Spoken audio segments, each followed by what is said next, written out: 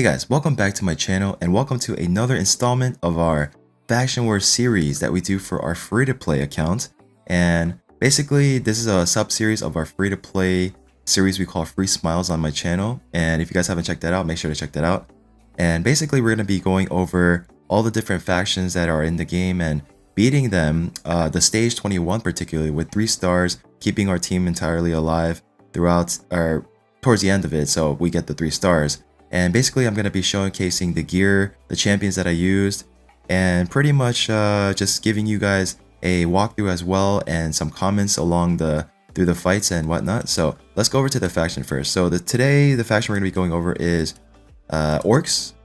And basically, as you guys can see, I pretty much have no Orcs, and hands down, this was by far my hardest faction, period, because it was, for some reason, whatever reason, it was so hard.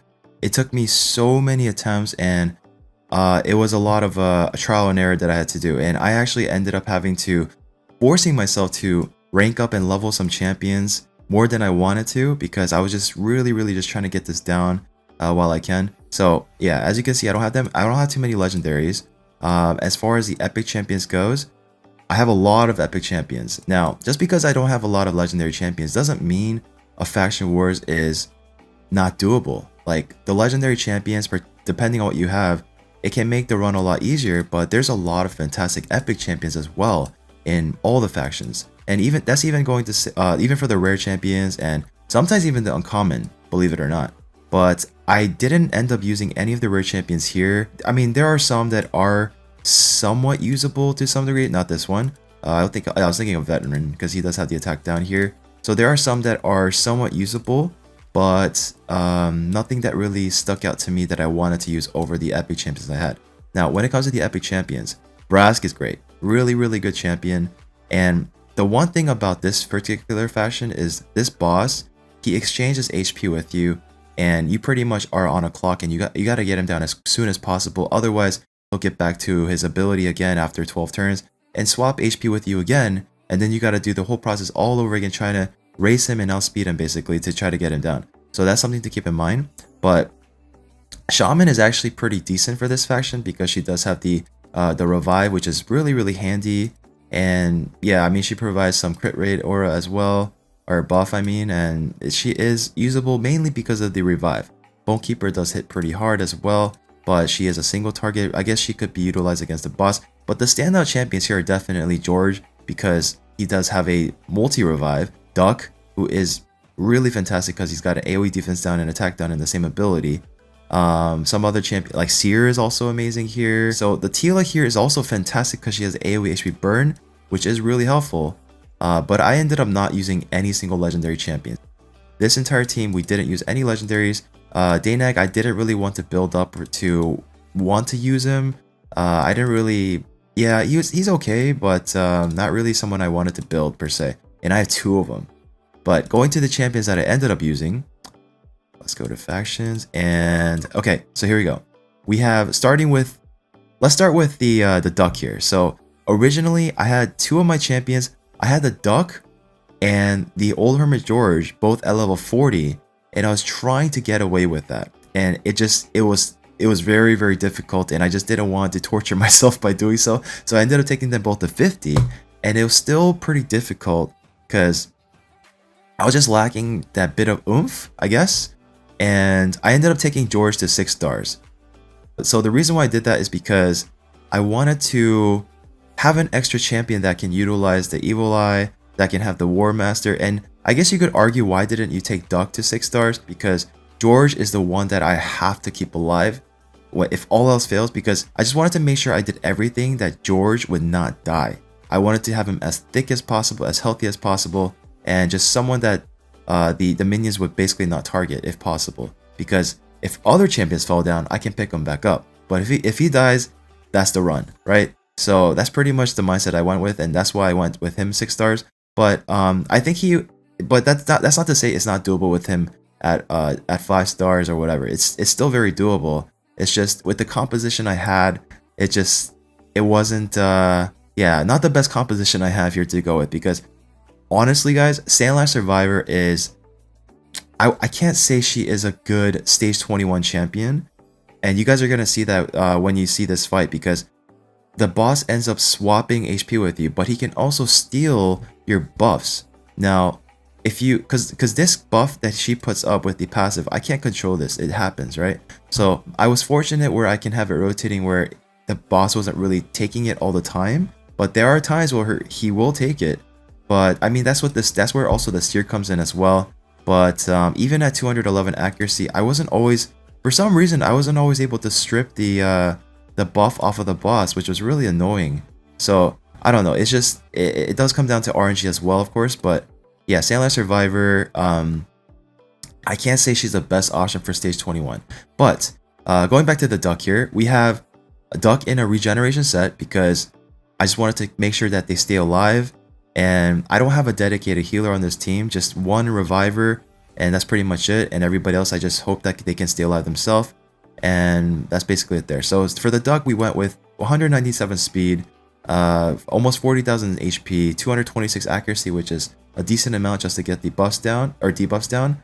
And I didn't really focus on anything else for the skills. I didn't have them fully booked. I got fortunate to book the most important one that I wanted to book, which is the AoE attack down, defense down, and the cooldown reduction or cooldown reduced here. So that was all I really wanted to focus on, because again, it's a 100% free to play account, and I just have to conserve my books where I can. For the Masteries, I just did enough Mino so I can get to the accuracy here, and yeah, so that's pretty much it for Duck. For the next champion here, went with Trumbor. Now I don't have too many Orc champions that I can use. There's not too many that I have laying around that I'm able to utilize.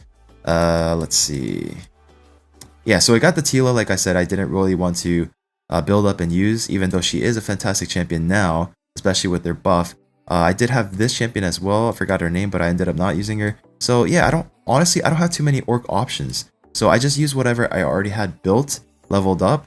And I think this champion was actually supposed to be part of for the fusion for, I forgot it was. There was a fusion event that I had to build them up for and ended up forgetting to fuse them. But I don't know. I guess maybe it was a blessing in disguise that I didn't end up fusing him, because otherwise I would have had to. I mean, I guess I could have gone with the Tila, but anyways. So I do have him in the stun set, and the reason why I have him in stun set is because stun set is always really, really good in Faction Wars, and if you can put him on just one champion that has an AoE attack, or maybe an AoE attack on the A1, ideal. But he does have a multi-hitter on the A1. He does have a AoE on the A2, and his kit is actually pretty solid, especially for Faction Wars. He's got a pretty nice kit where he's got a chance to land an weaken or a leech on the A1, which is really handy against the boss fight for sure. And on the A2, he has a mini cleanse. So really, really cool that he does have a mini cleanse. And I have a stun set on him, so the AoE attack was well utilized there.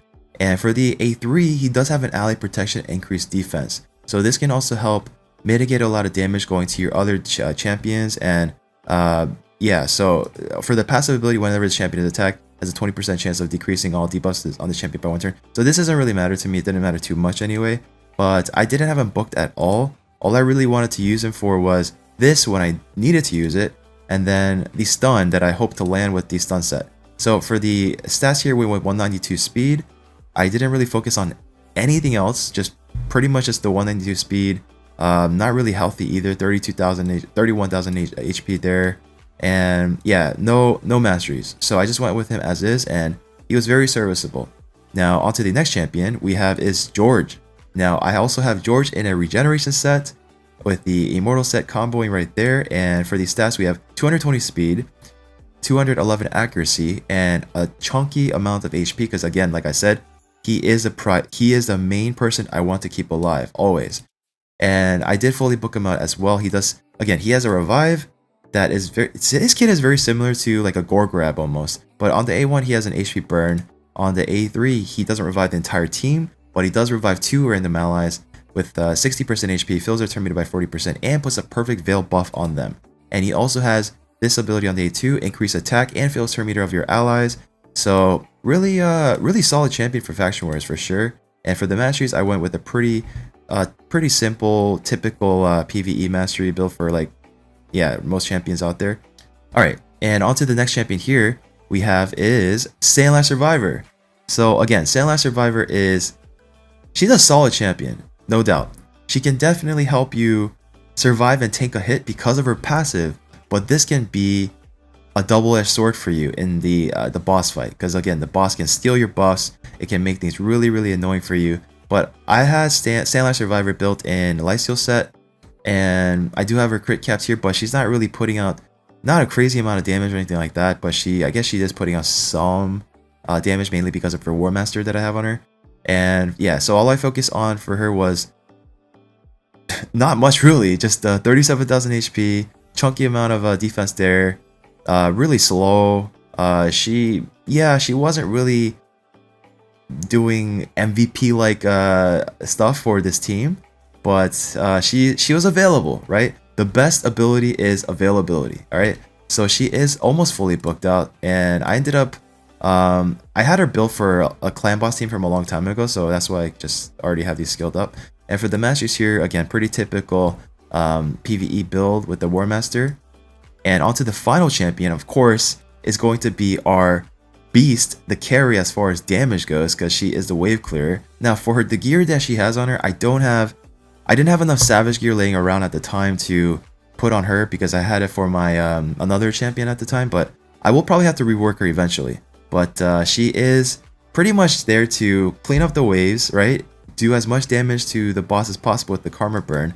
But for the stats here, we have really slow, 156. Ideally, I would like to get her faster. So she is crit capped, and she has a ton of crit damage, 300%. I do have a 211 accuracy on her, again, to try to make sure I can strip those buffs off of the enemy in case they have it.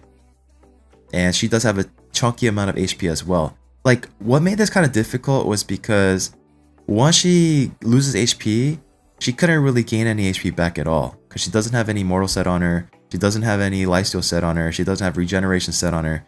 So she was dying a lot.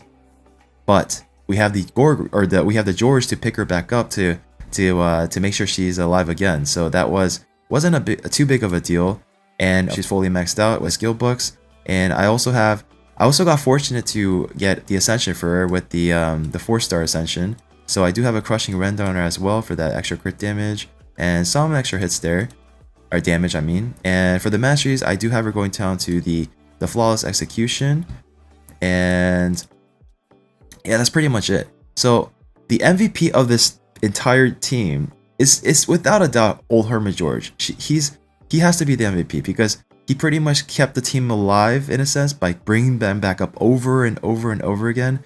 So yeah, having a reviver in a Faction Wars team is key. Really huge, can carry a huge load, just in a sense where it just takes a lot of burden off of your other champions. Alright, so here we go.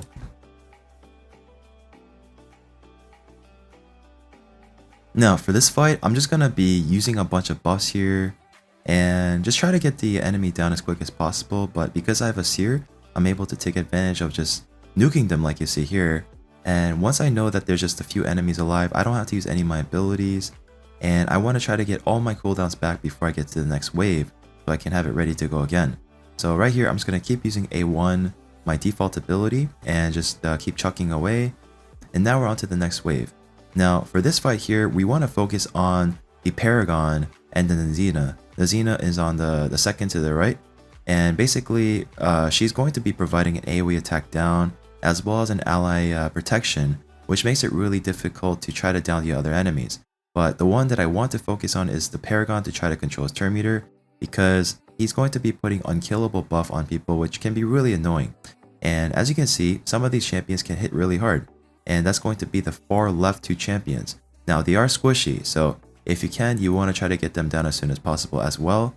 And as you see here, I have no issues with getting that past the waves because I have a Seer once again. But now that the Xena is left alone, I can just keep using my A1 ability.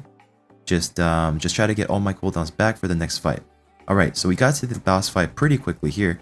Now, for this boss fight here, I would say he is one of the most, I don't want to say harder boss fights in the game, because it's not really difficult to try to withstand them per se. What makes this fight difficult is more of an annoyance, because the boss is going to be exchanging HP with some of your champions once he gets low enough.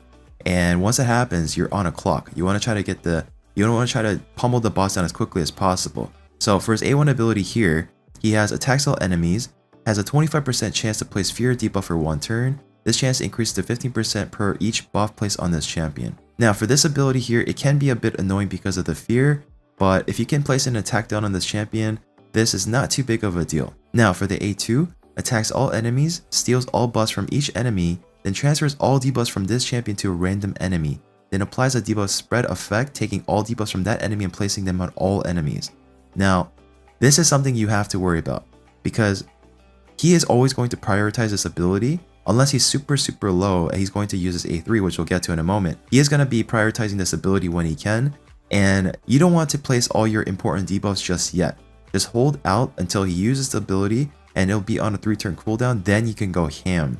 So until he does this, you just want to chill and just try to target the ads as much as possible. And onto the A3, he's going to exchange remaining HP levels with a target enemy, and he's going to be literally swapping his HP with your healthiest champion. So he's going to pretty much go back to full HP if you have a full HP champion to swap with, or whatever you have remaining. So from here on out, you're going to be on a clock. He's going to be on a 12-turn cooldown until he gets his ability back again, and you want to try to down this boss as quickly as possible.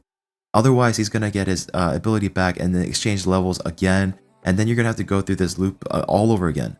Now for the ads here available, we have the first ad is going to place provoke debuff on all enemies, which is the left ad, and that is going to be really annoying as well. So I would say try to target the left ad first, try to CC him, try to stun him, try to freeze him, whatever you have available. Provoke does not work on the ads in Faction Wars boss fights. Just try to down the first ad as quick as you can.